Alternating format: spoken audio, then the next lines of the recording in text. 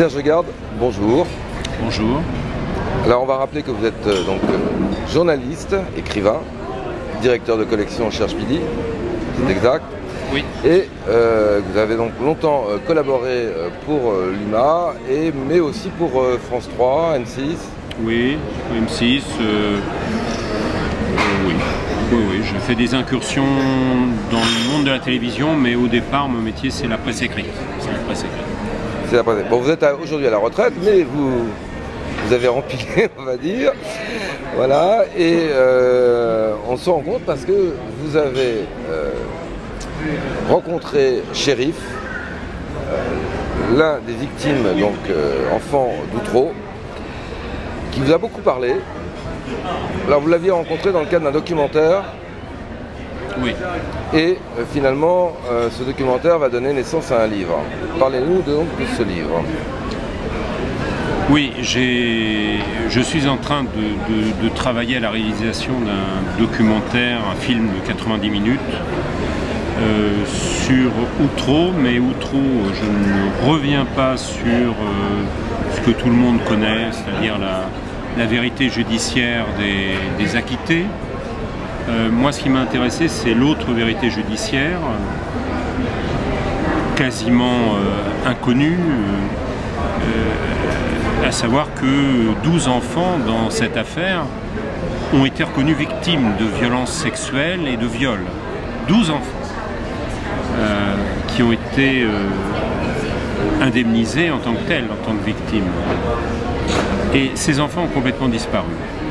Et globalement, sur Outreau, on peut interroger les gens autour de nous. Outreau, c'est quoi? C'est des adultes qui sont restés longtemps en prison parce qu'ils ont été accusés de viols imaginaires par des enfants pervers, menteurs, par un juge incompétent, par des experts incompétents. Voilà, c'est ça la vérité judiciaire, du moins telle qu'elle a été médiatisée depuis 6 ans. C'est ça qui est dans la tête des gens. Mais le fait qu'il y ait 12 enfants qui aient été déclarés victimes, tout aussi officiellement par la justice, ça s'est passé à la trappe.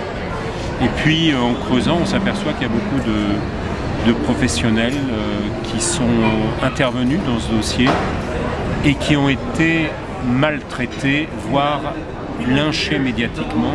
Et le premier auquel on pense, c'est le juge Burgon. Donc voilà, c'est ça qui m'intéressait.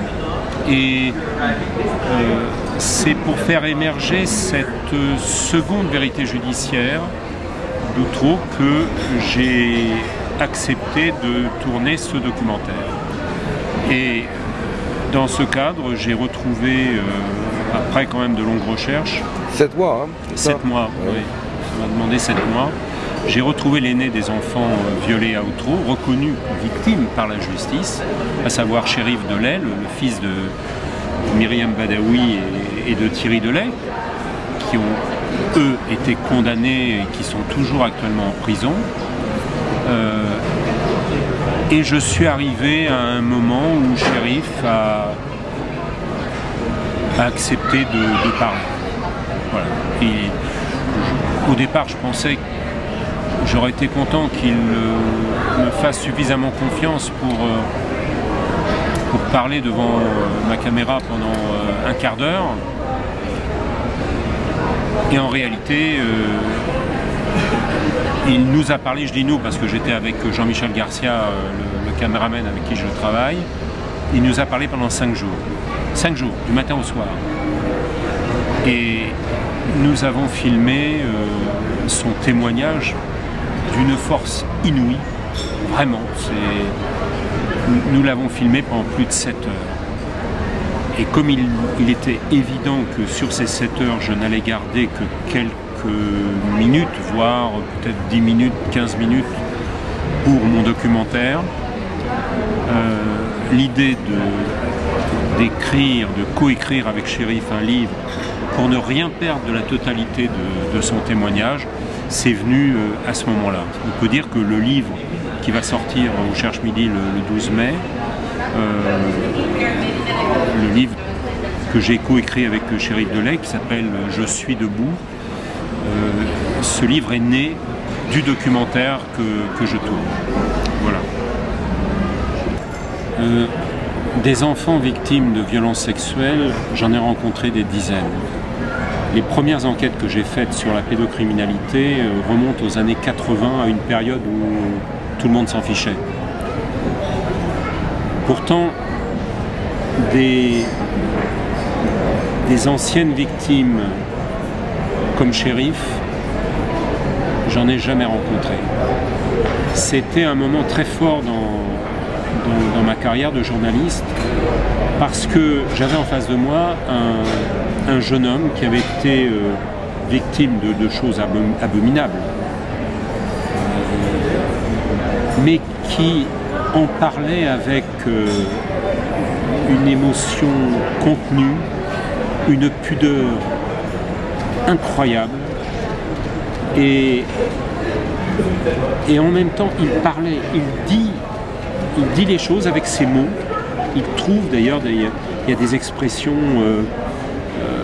qui sont étonnantes, là je parle au niveau de l'écriture, et le fait qu'il n'est jamais dans l'exagération, dans le voyeurisme, ça rend son témoignage encore plus bouleversant, parce que par exemple quand à certains moments il arrive à se mettre à la place de ses agresseurs et pour essayer de comprendre pourquoi ils lui ont fait ça,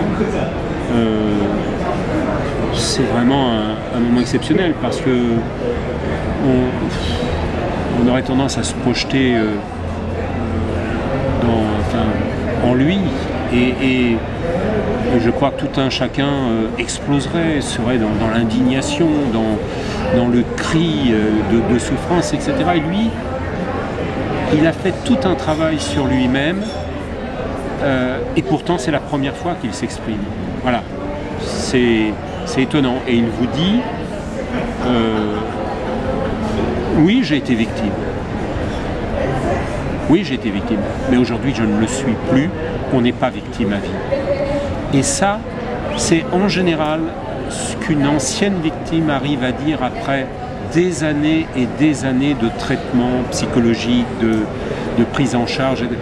Lui, il a fait ce travail, je dirais pas tout seul, parce qu'il y a quand même quelques adultes qui l'ont encadré, notamment Éric Legros, son éducateur, et son psy. Mais c'est vraiment, sur le plan humain, quelque chose de tout à fait exceptionnel. Je tiens à préciser une chose, c'est que dans l'avion, quand nous sommes partis avec Jean-Michel Garcia, le caméraman, pour rencontrer Chérif Delay sans savoir s'il accepterait de nous parler, on s'était mis d'accord sur un point qui pour nous, sur le plan déontologique, était essentiel. Si Chérif avait voulu monnayer son témoignage, on faisait immédiatement demi-tour, on rentrait et basta. Ce que je ne savais pas, c'est que de son côté, Chérif Delay avait la même pensée. C'est-à-dire, il nous a dit bien après, il nous a dit, mais si en arrivant vous m'aviez dit voilà Chérif, tu nous parles et on te paye, je vous aurais dit demi-tour et vous rentrez. Chérif a un problème avec l'argent. Il a un problème avec l'argent parce qu'il ne supporte pas l'idée que parce qu'il a été violé, on lui donne de l'argent. Et donc, ça l'amène, par exemple, quand on a signé le contrat pour le livre, il voulait que l'intégralité de ses droits d'auteur soit versée à une ONG. En l'occurrence, Innocence en danger. Mais que ce soit l'éditeur ou moi-même, on est intervenu en disant « Attends, Chérif, là, il ne s'agit pas d'être payé pour ce que tu as subi. L'écriture d'un livre, c'est un vrai boulot. Donc tout travail mérite salaire, et il est normal que, en ayant effectué ce travail, tu sois payé. C'est de l'argent propre. » Ça a été très très difficile, il a fallu pendant plus d'une heure le convaincre, et finalement on est arrivé à l'idée, il a admis d'accord, il toucherait une partie de ses droits d'auteur, mais il y a 50% de ses droits d'auteur seraient versés à une ONG. Voilà. Et ayant ça en tête, quand je lis sur certains blogs que ouais, Cherif Delay il veut faire du fric avec son histoire, je me dis que vraiment, il y a des gens qui devraient éviter de parler et de dire des énormités sans savoir. Voilà, donc le livre, nous l'avons maintenant écrit, il est en cours de fabrication et les premiers témoignages que j'ai sur ce livre, c'est que c'est un témoignage très fort, vraiment. Alors, il y a un extrait de 2 minutes des témoignages de Cherif qui traîne sur YouTube actuellement. Il ne traîne pas, il a été, ouais. J'ai accepté Cherif a accepté également que ces 2 minutes soient accessibles sur YouTube et notamment sur le site de Jacques Thomet qui est un ancien journaliste de l'AFP. Ensuite, ces 2 minutes se sont retrouvées, mais comme tout ce qui se trouve sur Internet, ouais. Bon, ça on l'avait accepté, ça n'a pas été... Est-ce que vous ne craignez pas quand même que ça attire un certain type de voyeurisme?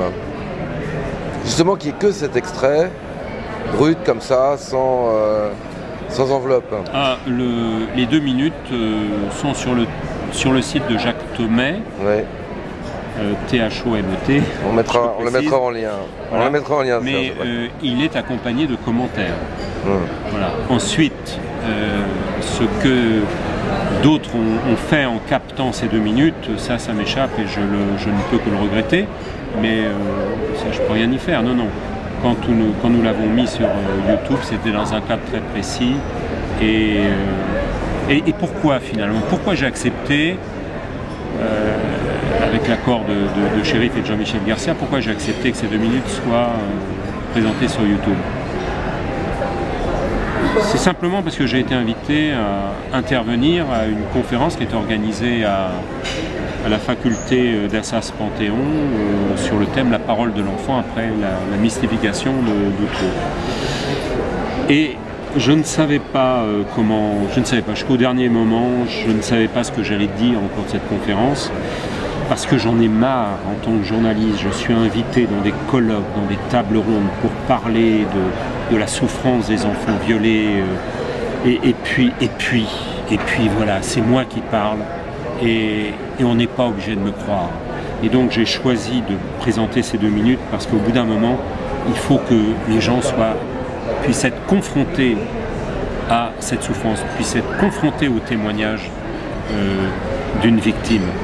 Voilà, c'est pour ça, j'ai considéré que les 2 minutes de l'interview de Cherif en diraient beaucoup plus que le texte que j'aurais préparé et lu à la tribune. Voilà, c'est pour ça qu'il y a eu ces 2 minutes. Bon, là aussi certains ont dit ah ouais, c'est une promotion par rapport au livre. Je trouve que si ça avait été dans un but promotionnel, ça aurait été très maladroit. De faire un buzz, comme on dit. Et puis vous l'auriez fait vous-même, à ce moment-là. Oui, puis... Parce que là, ça vous a échappé quelque part. Oui, mais ça m'a échappé, ça m'a pas étonné. Je connais Internet, donc je savais que ça allait échapper. Mais c'était quand même très tôt par rapport à la sortie du livre qui est prévue le 12 mai. Mais bon, c'est comme ça. Bon, très bien. Voilà, dès l'instant où on arrive à briser le silence sur les violences sexuelles faites aux enfants, je trouve ça bien, voilà. Parce que c'est un des problèmes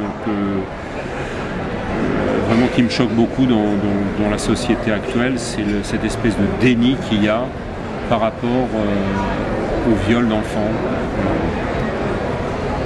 Serge, parlez-nous un peu plus du documentaire. Le documentaire, il est en cours de tournage, donc c'est un peu difficile d'en parler. Je dirais simplement que ce documentaire va donner la parole à un certain nombre de personnes qui ont été particulièrement maltraitées par les médias. Donc des experts. Et même l'institution, experts, magistrats, journalistes qui témoignent. C'est-à-dire qu'il y a à la fois des victimes de cette affaire donc, paroles d'enfants devenus majeurs. Mais donc des gens qui... Il y aura également la parole de personnes qui ont été les acteurs du dossier d'Outreau. Mais je fais aussi appel à des professionnels qui n'ont pas été directement impliqués dans la procédure d'Outreau, mais qui ont une expertise incontestable. Un président de cour d'assises, des magistrats,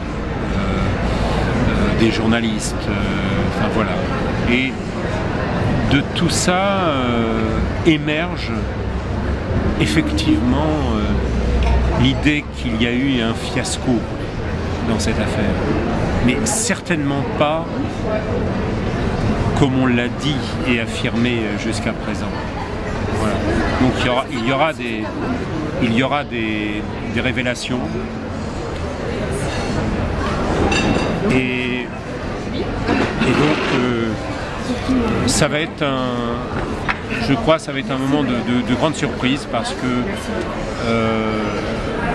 des gens vont s'exprimer qui ont toujours jusqu'à présent refusé de s'exprimer.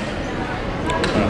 C'est-à-dire au fond, on est en train de vivre un moment où il y a un mouvement de bascule. Jusqu'à présent, sur Outreau, tout semblait avoir été dit. Il y avait une vérité, point barre. Unique, ouais. Et une vérité unique. Et une pensée unique. Oui, on peut le dire. Et puis, en fait, dès l'instant où on voulait apporter un autre éclairage sur cette affaire, on se heurtait à un véritable tabou. Personne ne voulait parler. Personne. Soit par obligation de réserve, soit à la suite du traumatisme, traumatisme médiatique, enfin, au moment de l'affaire.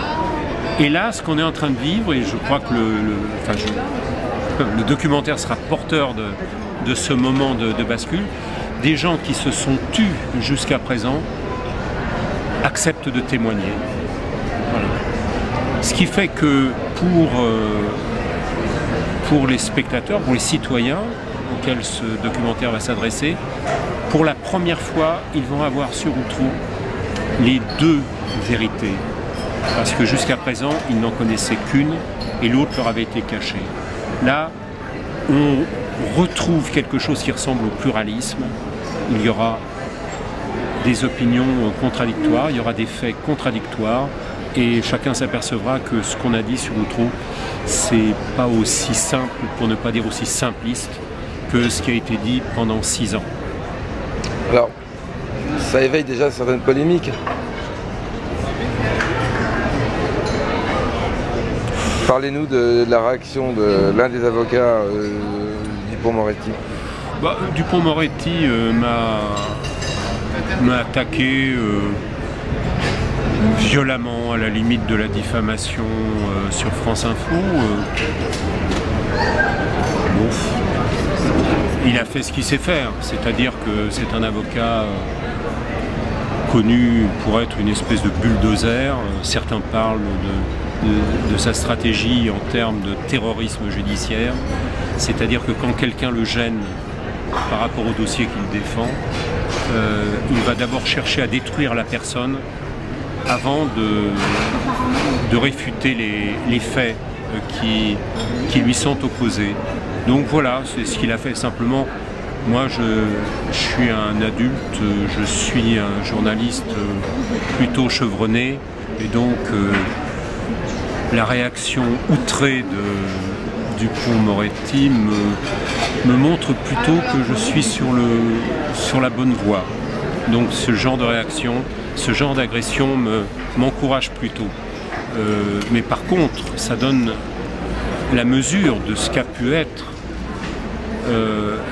l'audition des enfants témoins au moment du procès aux assises à Saint-Omer et à Paris. Je veux dire, ces enfants ont été terrorisés, on les a empêchés de parler, Et c'est bien, ça c'est quelque chose d'intéressant parce que au fond les avocats de la défense, je précise hein, pour situer le rapport de force, au moment des procès, il y avait à Saint-Omer, il y avait 15 enfants victimes. Ils n'étaient représentés que par 2 avocats. Les 17 accusés étaient défendus par 19 avocats. C'est-à-dire quand un enfant était à la barre, il était harcelé de questions par 19 avocats qui se relayaient pour dire « t'es un menteur, ce que tu dis c'est etc. » Franchement, je ne connais pas beaucoup d'adultes qui auraient résisté à un tel rouleau compresseur. Et ça a été une stratégie payante. Moi, je trouve qu'il est tout à fait normal qu'un avocat utilise tous les moyens pour sauver ses clients, surtout s'ils sont mal barrés. Mais bon, c'est quand même extrêmement choquant. Puis c'est quand même d'une grande naïveté. Parce que détruire la parole d'un enfant à la barre de la cour d'assises de Paris ou de Saint-Omer, c'est une chose. Mais ne pas penser que ces enfants vont grandir, qu'ils vont devenir adultes, et qu'à un moment donné, eux aussi vont s'exprimer, et ils vont avoir envie, très envie, de dire ce qu'on leur a empêché de dire, ça relève de la grande naïveté, ou d'une vision à court terme. Shérif Delay est le premier à parler, mais... Justement, que sont devenus les 12 autres victimes? Il y en a encore qui sont mineurs. Ouais. Il y en a encore qui sont mineurs. Il y a quelques enfants qui sont majeurs, donc ils font ce qu'ils veulent de leur vie. Et voilà, moi je ne serais pas étonné si dans la période à venir, plusieurs d'entre eux se mettaient eux aussi à témoigner. Bon, ouais, parce que ce qui est frappant, la réaction de Dupond-Moretti est significative. Moi, je sens une espèce de peur, voire une espèce de panique du côté d'un certain nombre de personnes qui ont peur de ce que va dire Shérif. Et je suis sans arrêt sollicité de façon plus ou moins maladroite par des gens qui essayent de savoir, avant que le livre sorte, avant que le film sorte, qu'est-ce qu'il va y avoir dedans, quoi. Mais je pose la question, qui a peur du témoignage de Shérif Delay ?